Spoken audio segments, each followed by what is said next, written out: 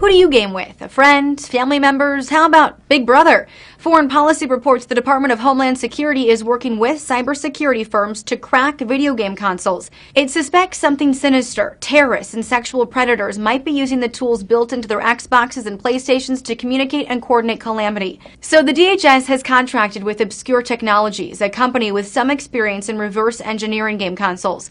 According to an unclassified work document published by FedBizOps, the government wants tools which can pull chat logs and credit card information from those video game systems. And that's raising some eyebrows at the Electronic Frontier Foundation. Spokesman Parker Higgins points out users aren't intentionally storing this data after all. You wouldn't intentionally store sensitive data on a console, but I can think of things like connection logs and conversation logs that are intentionally stored data.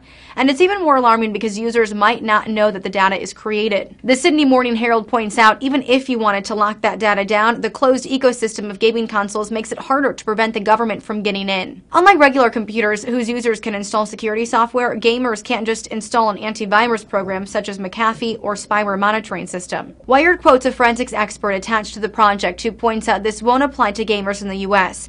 The Privacy Act prevents that sort of monitoring. We don't wish to work with data regarding U.S. persons due to Privacy Act considerations. If we find data on U.S. citizens and consoles purchased overseas, we remove the data from our corpus. Data from overseas consoles will stay, but Digital Trends points out any information that comes from the project will be anonymized. The DHS plans on making their research and data publicly available under the constraints of the common rule governing the use of human subject data.